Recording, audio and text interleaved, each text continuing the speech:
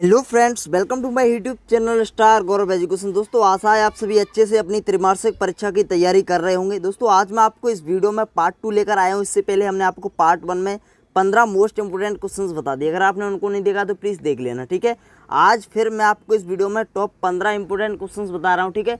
यानी पार्ट 2 तक यह खत्म हो जाएगा, ठीक है। यानी 30 टोटल इंपोर्टेंट क्वेश्चंस हो जाएंगे, उनको आपको अच्छे से तैयार कर लेना, ठीक है। इन्हीं में से आपको देखने को मिल सकते हैं, काफ़ी ज़्यादा प्रश्न मिलेंगे देखने को, ठीक है, पेपर में। तो प्लीज़ आप इन प्रश्नों को अच्छे से याद कर लेना, ठीक है।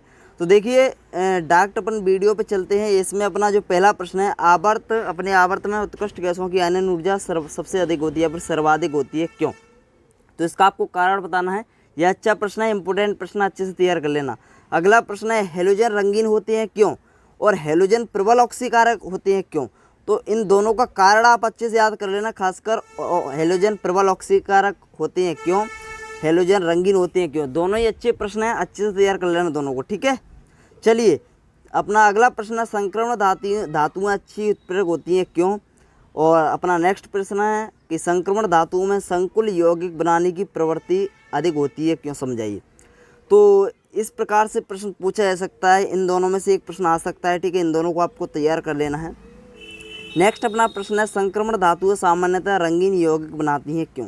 तो यह भी प्रश्न आपका बहुत बार बोर्ड एग्जाम में भी पूछा गया है, तो मोस्ट इंपोर्टेंट है यह प्रश्न, ठीक है। इसको आपको अच्छे से याद कर लेना है, या फिर यह प्रश्न इस तरीके से भी पूछा जा सकता है, ठीक है, ध्यान रहे। अगला प्रश्न है, लेंथेनाइट तथा एक्टिनाइट में अंतर, बहुत ज़्यादा मोस्ट इंपोर्टेंट है, काफ़ी बार आ चुका है बोर्ड एग्जाम में, तो ठीक है, और त्रैमासिक एग्जाम में भी काफ़ी बार आ चुका है। तो यह प्रश्न बहुत अच्छा प्रश्न है, इस प्रश्न को आप अच्छे से तैयार कर लेना। डी ब्लॉक तथा ए ब्लॉक में अंतर, यह भी अच्छा प्रश्न है, इसको भी अच्छे से तैयार कर सकते हो। अगला प्रश्न है, कृत्रिम मध्यवर्ती क्या होते हैं, इनके उदाहरण दीजिए। तो यह प्रश्न भी मोस्ट इंपोर्टेंट प्रश्न है, अच्छे से तैयार कर लेना, ठीक है। अगला प्रश्न 10वां प्रश्न है, निम्नलिखित औषधियों को समझाइए और प्रत्येक का एक एक उदाहरण दीजिए। तो देखिए, ये औषधियाँ हैं, इनको आपको पढ़ लेना है। एंटासिड, सल्फर ड्रग या फिर एंटी फर्टिलिटी औषधि, ठीक है, पूतरोधी, शामक औषधि, ये आपकी 4 औषधि हैं इसमें। और इसमें आपकी निम्न को समझाइए, प्रतिजैविक और दर्दनाशी जो औषधि है उसको, ठीक है। चलिए, अगला प्रश्न है जो आपके 4 नंबर की हो सकती है, मोस्ट इंपोर्टेंट। देखिए, S1 तथा SN2 अभिक्रिया में अंतर लिखो, ठीक है। यह प्रश्न अच्छा प्रश्न है, आ सकता है, मोस्ट इंपोर्टेंट है। इससे पहले भी साल के लिए हमने इंपोर्टेंट क्वेश्चंस दिया था ये, ठीक है, बट परीक्षा नहीं हुई। बट इस साल यह प्रश्न बोर्ड एग्जाम में भी आ सकता है, और ठीक है, त्रैमासिक परीक्षा के लिए भी मोस्ट इंपोर्टेंट है, तो तैयार कर लेना। अगला प्रश्न है, अंतरा हेलोजन यौगिक क्या होते हैं? 2 अंतरा हेलोजन यौगिकों की संरचना दीजिए, और उदाहरण भी आप इनके लिख सकते हो, मोस्ट इंपोर्टेंट है यह भी मोस्ट इंपोर्टेंट प्रश्न है, बहुत ज़्यादा, अंक 4 के लिए। हेलो स्टूडेंट्स, जब से पेंडेमिक का सीन स्टार्ट हुआ है तब से हम देख रहे हैं हमारे एजुकेशन पॉलिसी में काफ़ी सारे चेंजेस हो रहे हैं।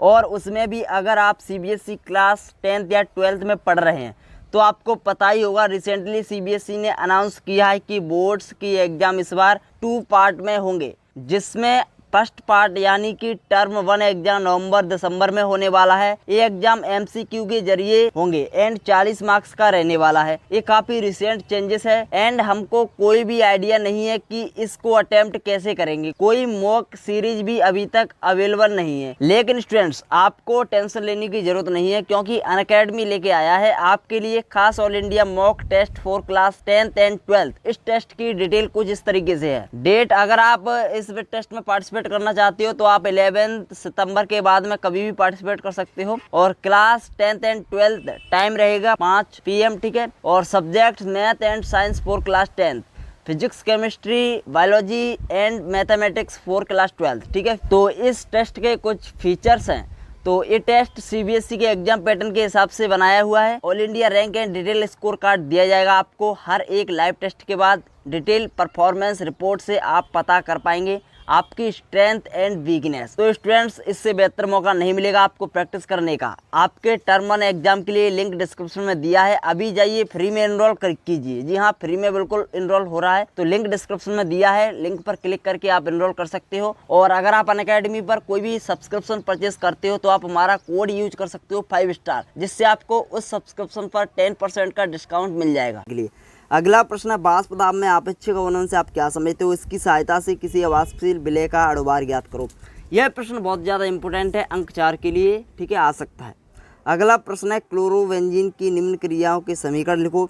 हेलोजनीकरण, यह भी हमने 2020 के छात्रों के लिए दिया था, लेकिन 2020 में नहीं हुई परीक्षा, बट यह प्रश्न जो है वो इस साल आ सकता है। ठीक है, सॉरी 2021 की बात कर रहा हूँ, जो है 2022 में आ सकता है ये प्रश्न। ठीक है, 2000 जो आपकी बोर्ड परीक्षा होंगी इसमें यह प्रश्न आ सकता है, तो आप इस प्रश्न को अच्छे से तैयार कर लेना। ठीक है, अच्छा प्रश्न है, त्रैमासिक परीक्षा के लिए भी अच्छा प्रश्न है, बोर्ड एग्जाम के लिए भी अच्छा प्रश्न है। तो दोस्तों ये थे आपके टॉप मतलब 15 प्रश्न। इससे पहले वाली वीडियो में हमने आपको पार्ट 1 में टॉप 15 और बता दिए थे। ठीक है, तो मतलब टॉप आपके 30 प्रश्न हो गए, 30 प्रश्न हो गए, तो मोस्ट इंपोर्टेंट है, अच्छे से तैयार कर लो। ठीक है, अगर आप इनको तैयार कर लेते हो तो आप त्रैमासिक परीक्षा में भी अच्छे नंबर ला सकते हो। ठीक है, वैसे तो त्रैमासिक परीक्षा एक टेस्ट की तरह होता है, आप बस मतलब जितने नंबर भी ला सकते हो उतने लेकर आओ, जो आपकी मार्कशीट है वो आपकी बोर्ड एग्जाम से ही बनेगी। ठीक है, यानी ना कि त्रैमासिक परीक्षा के एग्जाम से। ठीक है, तो धन्यवाद दोस्तों, टेक केयर, बाय बाय।